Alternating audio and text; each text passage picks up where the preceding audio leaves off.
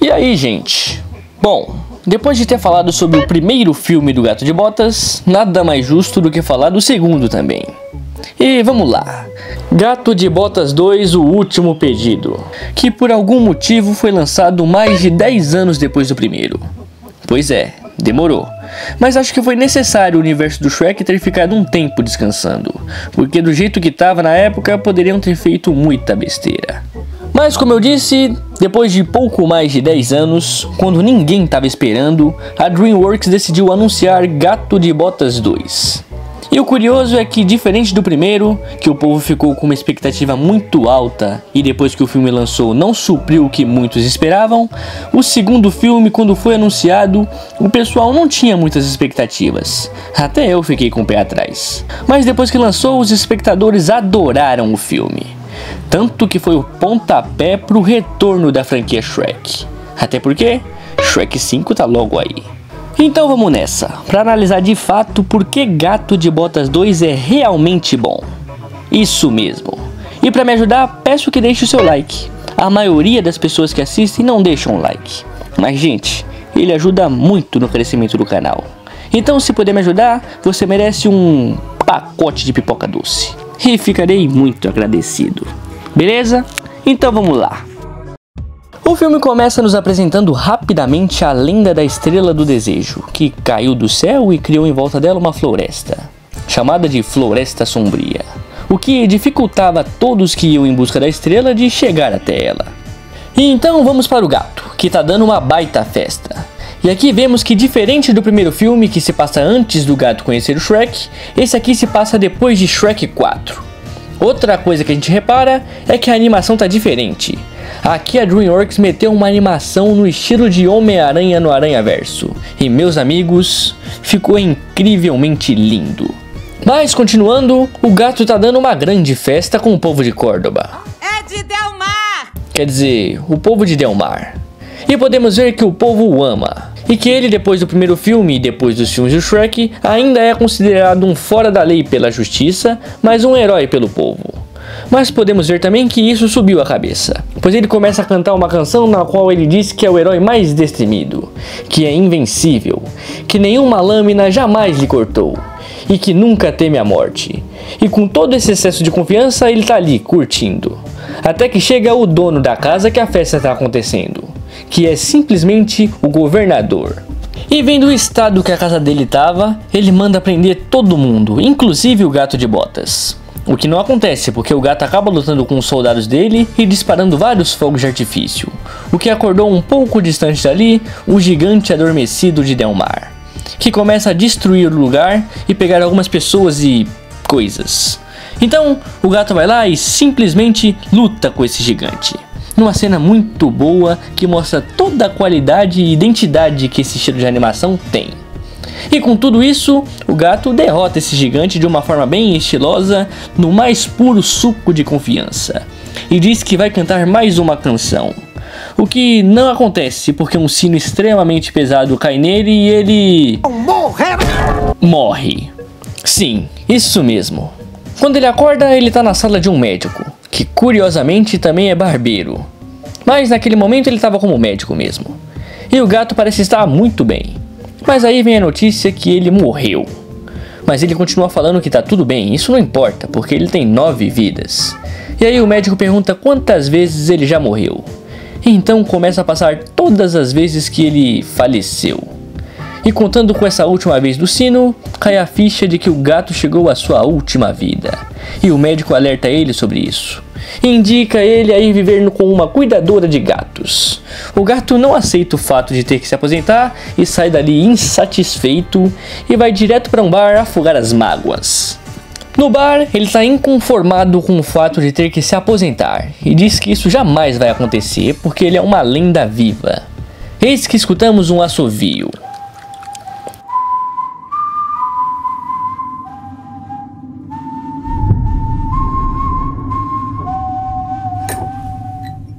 E eis que aparece um dos personagens mais shed das animações, o Lobo, que nessa altura do filme é a única coisa que sabemos dele.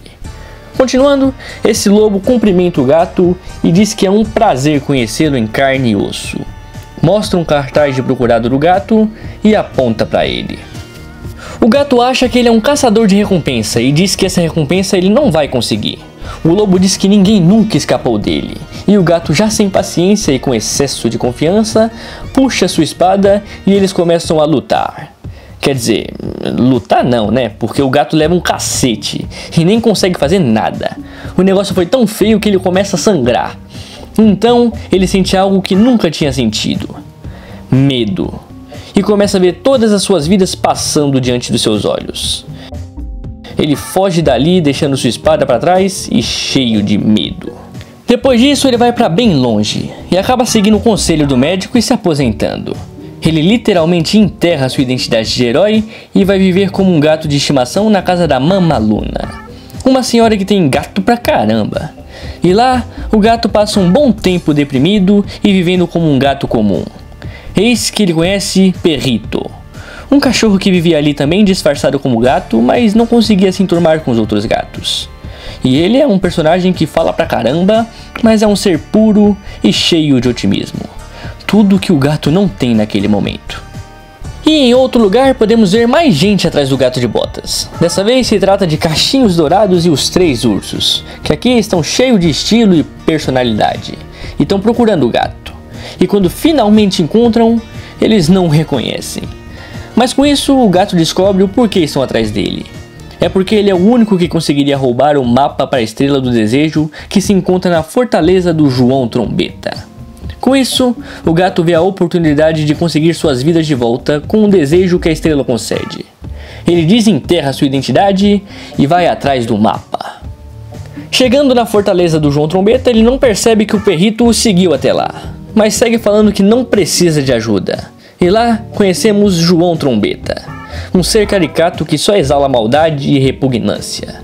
Ele é herdeiro de um negócio próspero e colecionador de objetos mágicos, como o tapete mágico, sapatinho de cristal, a própria fênix, entre outras coisas. O gato então consegue pegar o mapa, mas descobre que junto com ele outro gato também está atrás do mapa. E aí ele reencontra Kitty Patamansa, que está com uma raiva mortal dele, mas só descobrimos o porquê mais pra frente. Continuando, também aparece por ali a Cachinho e os Três Ursos, e tudo aquilo acaba se tornando uma bagunça, porque era perigoso estar ali com o João Trombeta. Com muita dificuldade, o gato e a Kitty conseguem escapar e fugir dali junto com o Perrito. E com toda essa confusão acontecendo, o gato percebe que...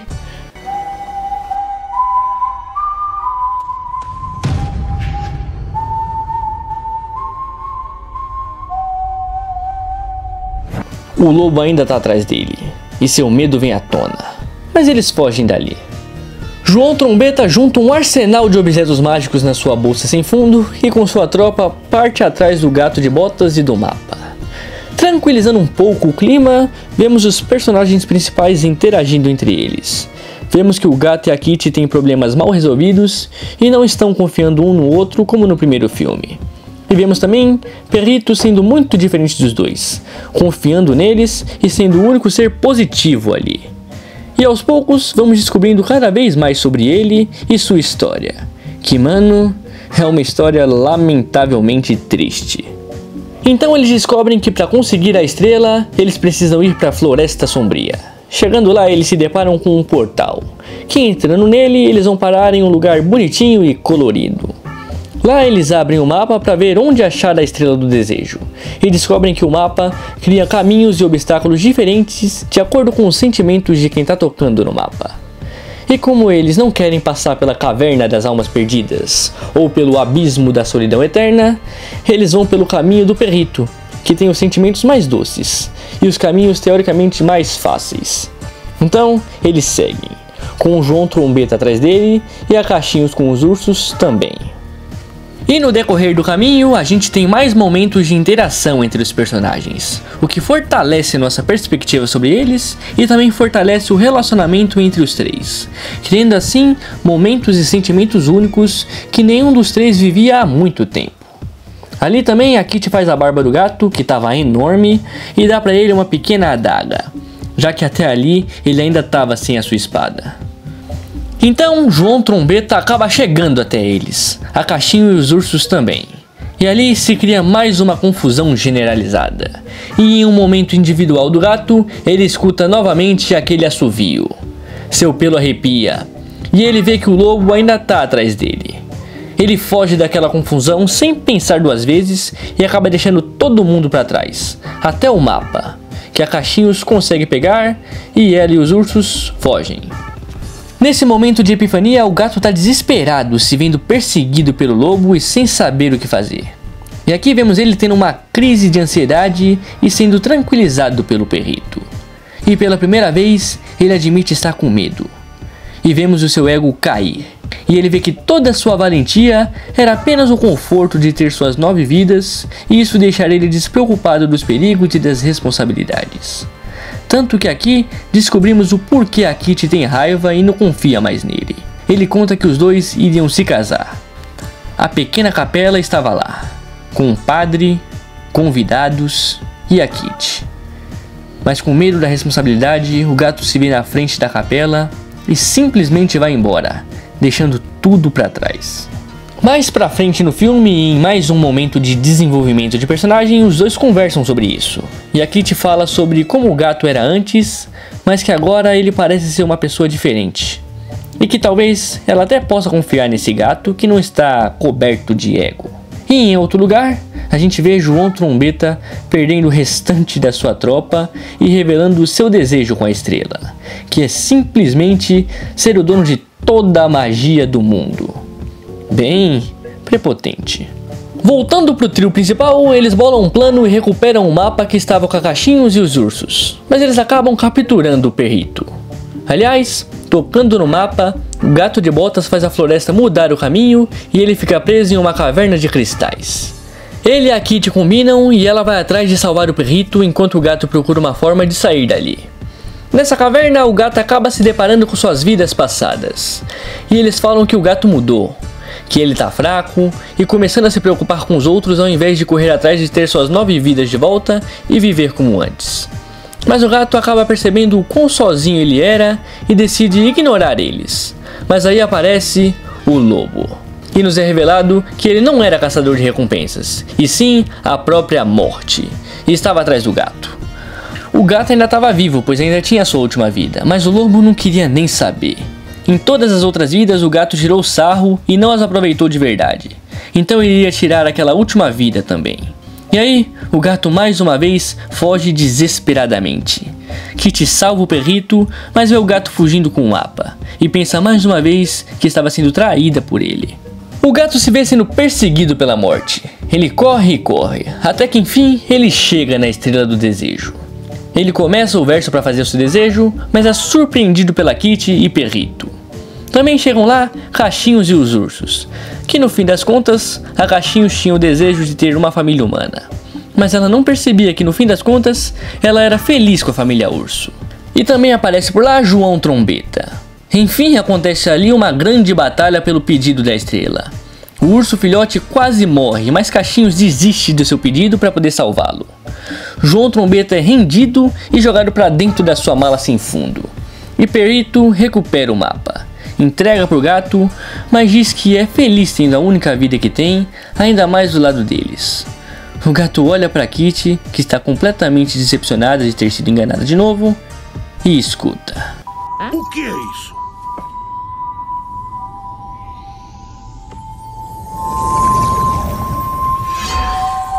E o lobo aparece de novo, mas dessa vez não tinha mais saída.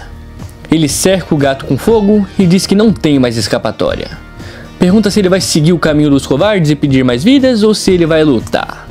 Assim ele joga a espada do gato para ele e o gato tá lá, com o pedido na mão. E dessa vez a sua vida atual e tudo que ele passou com a Kitty e o Perrito passa pelos seus olhos. Então ele larga o mapa e decide lutar. E aí acontece uma luta muito épica.